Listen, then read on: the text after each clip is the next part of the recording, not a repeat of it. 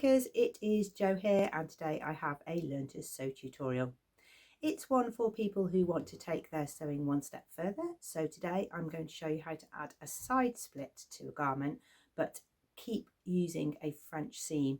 So ordinarily you'll be having a problematic area right at the bottom of your French seam. How do you split that open to make a side split? I'm in the middle of making a blouse. I wouldn't necessarily French seam this kind of fabric, but I just thought it was an ideal example to show you. I'm making the Ashling blouse by Jennifer Lauren Handmade. It's a top with a squarish neck, long sleeves, and you can add a collar and have a front opening if you want to. That's all by the by, because really we want to be looking at the side seam. Ordinarily you would be using French seams if your fabric is light or sheer. So if you're sewing something like organza, chiffon, cotton lawn, voile, or anything where you want to have really strong seams, because French seams have 2 lines of stitching in. If you've not done French seams at all, then you might want to go back to one of our other Learn to Sew videos. There's one on French seams, there's one on French seaming pockets, there's one on French seaming sleeves, but today we're going to French seam into a side split. The fabric that I'm using is a fabric from the exclusive Minerva range. It's called Sunflower Sigh. It's really bright and cheery, but I want to show you this close up because it's got a really unusual and special texture. This is a stone washed textured cotton. So it's made from 100% cotton, and it's got a really nice crisp hand, but it's really light. So this is 155 GSM. It means if you want to add lots of structure and gathers, or structure and volume, you're not adding lots of weight. The great thing about it is the texture. You can see this little cross hatching here on this lighter taupe part. It's sort of a little bit bubbly. This piece has been pre-washed, so you get a little bit of fraying, so you can either serge your edges or not use those in your cutting. But that finish there is after washing, and even when you press it, it's still got that really lovely texture, and it presses really nicely because it's 100% cotton, so it's ideal for any kind of shirt making too. You can get lots of our exclusive prints on this base cloth. It's called Stone Washed Textured Cotton. Even though it's got a crisp hand, you'll still need to use a light interfacing for facings and collars, but you can see here it's just holding that curve of the collar shape, but it's not bulky on the tips. I'm making a shirt, so it's ideal for this center line here. It's holding a button band really crisply, and the darts press out beautifully. Okay, I've got some of my blouse already part made up so that I can just get to the side seams. There's a little bit of measuring to be done here. I'll show you in inches and in millimeters, depending on which one you like to work best with.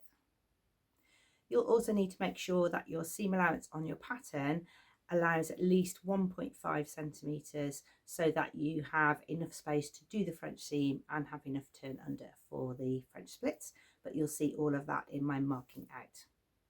The other thing to remember with French seams is you're going to see me putting the fabric wrong sides together so that I can create the French seam and the split. So first of all, mark the length of your side split and allow for your hem turn up. So I just want a little split at the side to give my blouse a little more movement across the hips.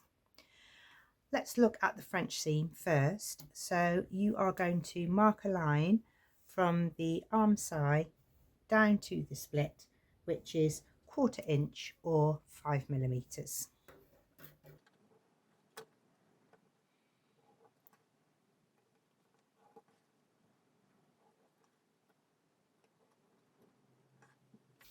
This is your first run for your seam allowance.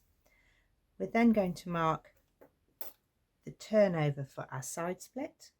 This is 5/8 or 1.5 centimeters. We won't be sewing this, we're just marking it on the fabric. So I'll indicate this with a dashed line.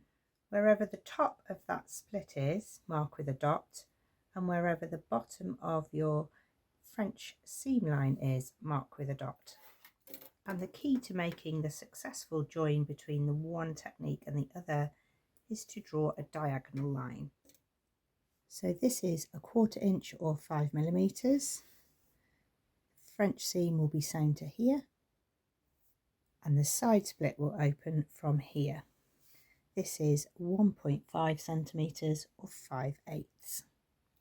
First line of stitching will be along our French seam, stop at the dot, and then back stitch across here. This will give some strength if our side split is under any strain. Don't forget, our first run of stitching is with the fabric with wrong sides together, so you'll see the print in front of you.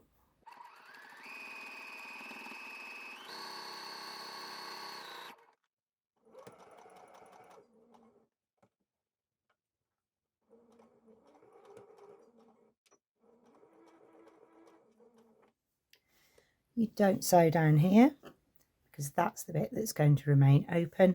We're now going to cut a split, and I'll draw it on.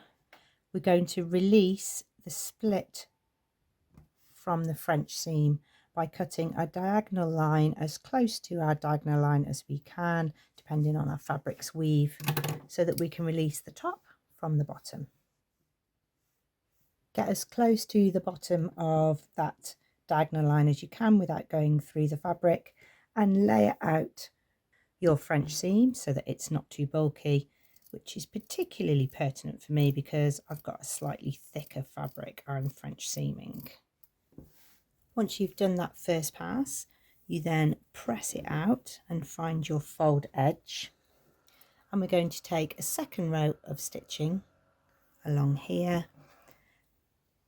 and we're going to stop at the end where we've cut to. Essentially, if you stop up here, then you will reveal all of your cut bits of fabric.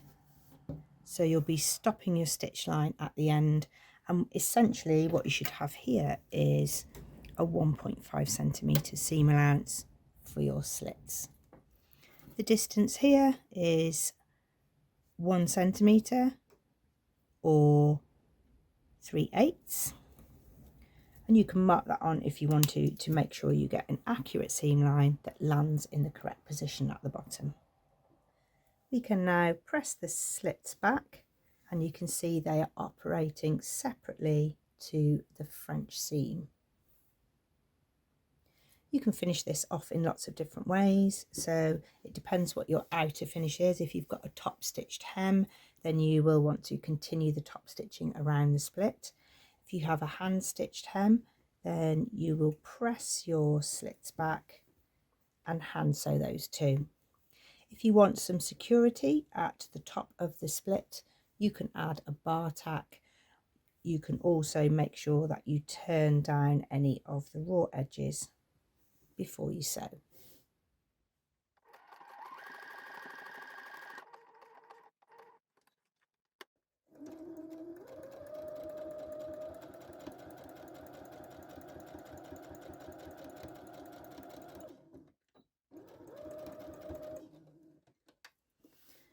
Okay, I've got a top stitch on mine, and I've got a bar tack going across the end.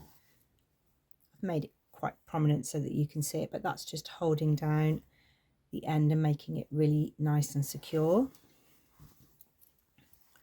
On the back, you can see where the French seam is operating separately to the flap, and these are stitched down nicely, ready for your hemming. Okay, here is the shirt. I've just got that little split there, and although it's given me a little bit more hip swing in the top, it's also great for if you do a French tuck. It gives you a little bit more fabric to move with here across the front and the back. I love the texture of it. It's definitely a fabric I'm going to be choosing again in some more of the Minerva exclusive prints.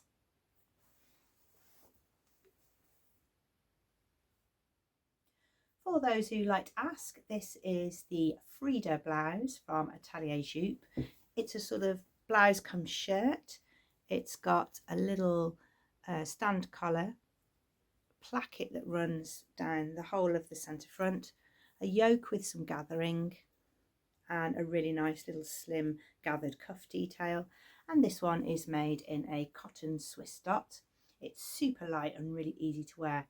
I really recommend that you have a patterned one and a plain one that you can mix with other items in your wardrobe. I hope you have enjoyed that little add-on technique. We are adding it to our Learn to Sew playlist over on Minerva's YouTube channel. You can click there and subscribe for free. You'll get daily videos and posts and inspiration to your feed. If you want to explore more of our print-on-demand prints, you can go over to our website. You'll see lots of Minerva makers there. You'll see lots of examples of clothes on all different people, all different styles. And it would be great if you could join in and make a free account there too. You can add your photographs, your descriptions, and keep a little sewing diary for yourself. Thank you very much for watching, and do call again soon.